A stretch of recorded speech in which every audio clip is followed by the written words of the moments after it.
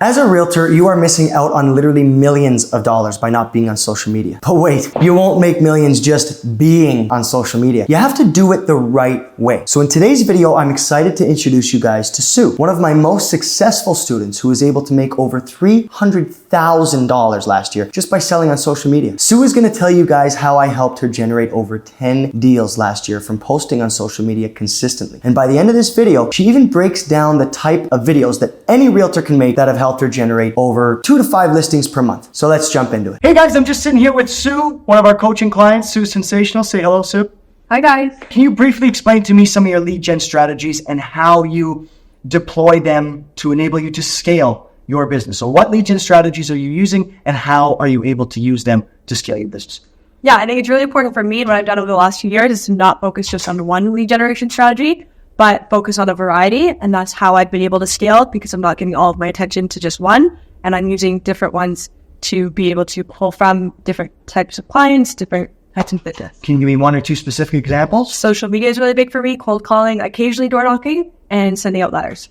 Great. So nothing that any of you can do yourselves. It's the same stuff that we know works. It's just a matter of how we execute and a matter of really just taking action and doing it, right? Exactly. Could I ask you to share a little bit about where you were prior to joining Rex and kind of where you're at now, a little bit before and after? Yeah, so right before I joined Rex, I'd been a licensed realtor for about 2 years and loved the business. I was doing well, didn't have a lot of issues in my eyes, but I knew that I kind of hit my limit and I wasn't able to grow beyond there. I was doing okay, but I knew that I could be doing better. And I needed to seek outside help. That's when I started with Rex Coaching, and that really helped propel me to grow my business beyond to where I was. So I didn't see that plateau, held me accountable, and kind of really pushed me that new level. Amazing. Tell me more about your lead gen before you joined Rex Coaching. What was it that you were doing to attempt to generate business? I was very much all eggs in one basket. I was only focused on social media. I was a little bit scared to put myself out there on the door knocking and cold calling front. I also had that mentality that those forms of lead generation were done. And I put all the eggs in one basket, like I said, with social media, and it was working. But at the same time, all my focus was there. If it wasn't working, if I saw a lull on socials, if I took my attention away from that for a little bit, all of my leads dried up. I see. So speaking about social media, what was one of the big pain points as to why you couldn't scale your business? And did you ever consider paying for ads or paying for exposure and making an investment of money in that strategy? The biggest thing for me was I was very, very broad and I wasn't providing value in the right ways on my social media. So I was trying to be all things to all people. And on social media, it's very easy to be led astray or, get caught up in the grand scheme of things of social media and forget what the main purpose is to get a buyer or a seller or a new client. So I think the biggest difference with Rex Coaching was kind of focusing on what was relevant, what was valuable, and at the end of the day, actually converting, not focusing on how many likes or comments. And even when I would do paid promotions, I would see those numbers increase. I'd have more views, but I wasn't actually converting new clients. Right. You weren't actually converting the business. I see. Okay. So can you tell me a little bit more about what your social media action plan was before joining Rex Coaching? Yeah, it was very much kind of posting what listings were on the market, some valuable things in terms of tips and tricks for buyers, sellers, renters, but it wasn't as focused as it is now. And it's very much more property tours and the fluffy stuff. Right. And, more focused on what trending sounds am I putting behind. Try to more of that influencer lens versus a real estate agent lens. So thinking about the conversion wasn't the core thought potentially. No. It was more getting the likes, getting the followers, getting the exposure when it may not have been the right audience and the conversion just wasn't at the same scale that it is today. Exactly. I was more focused on engagement than conversion. And can you tell me just in terms of timing, how long did it take you to implement the Rex strategies into your social media campaigns? Once I started with the Rex after the coaching program, I would say a couple months before, I started implementing them right away, but seeing results, a couple months to actually see clients come in from the different strategies that I was applying and actually starting to see them start to buy or sell and transact. Awesome. So based on these results so far, based on what you've seen by deploying these strategies, where do you see your business headed in the next, let's say, 6 to 12 months? It's a really good timeline, and I'm really excited about the business right now because where I am, based on the last year of my career, I see a huge change already. I've been able to double my income year over year so far. So if I'm able to do that again over the next year, then I will be very, very happy and comfortable in my business. and be able to start kind of investing more into my business, into focusing on listings a little bit more, and investing a little bit more. To actually continue to scale, continue to grow. Exactly. Right? I think that's a big thing, is that we are running a business here, not just a transactionary buy, sell kind of thing to do. We've got to have that business mindset. If you're able to double your business every 12 months, that's sensational. Is there anything that surprised you about organic social media growth? I think the biggest surprise for me about organic social media growth is that it's actually more effective than paid promotion on the wrong type of ads.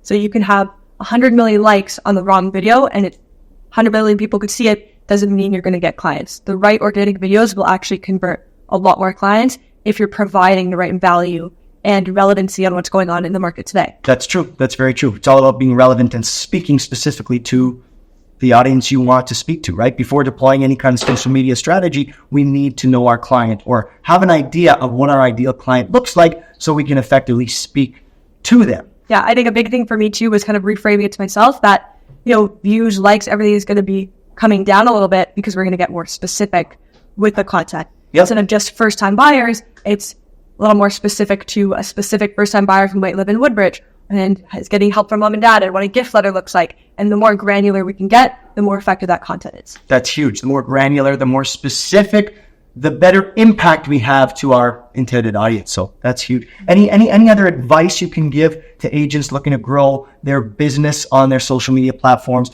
Anything they can deploy today? And can you give us a rough idea of timeline to get to kind of where you're at in your business? What can they expect realistically to hit these kind of results? I think for the results where I'm at now, because I've been doing it so long and I've been very dedicated to my craft, could take upwards of 6 months, maybe a little bit longer, if they're putting a lot of effort into it.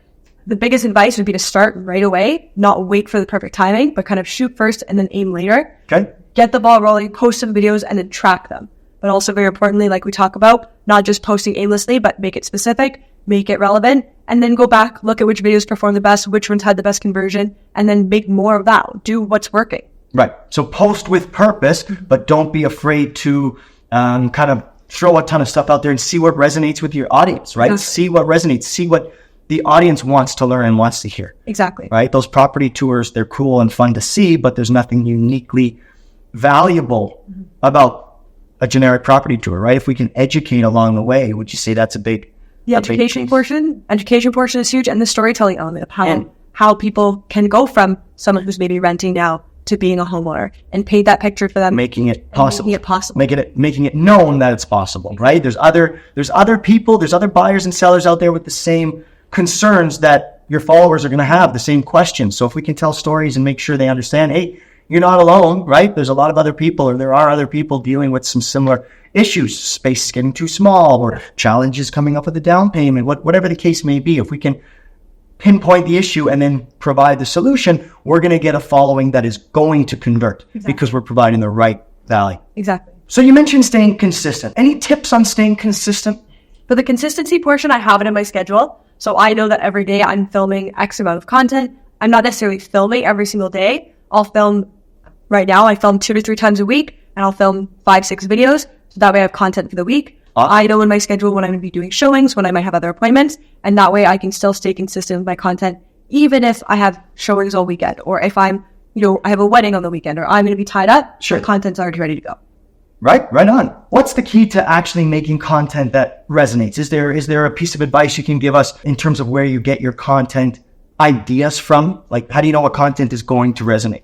A big part for me is kind of putting myself in my client's shoes. What are they thinking? What are they feeling? What experiences are they having right now? Whether it's, I work with a lot of first-time buyers, a lot of people similar ages to me, and down payments, all the struggles that they're facing, kind of addressing those concerns, but then also making it relevant because they're hearing constantly from the media, their parents, or whoever else is in their life that they're never going to own a home, kind of being that guiding light and offering them a helping hand to make that possible. Were you surprised at all at the results and the conversion and kind of when it started to happen? Did it surprise you how either quickly it happened or when it did happen? Was it like, whoa, this people, I'm actually speaking to people on social media here. There is someone listening. There's an audience. Yeah, I think the biggest surprise, again, was we saw those numbers go down, right? Engagement was a little bit down, but I had more people reaching out saying, hey, I saw your video and I'm renting right now and I never thought I'd be able to purchase, and your video really resonated with me. Or, hey, I have questions about pre-con and you posted this and getting more specific questions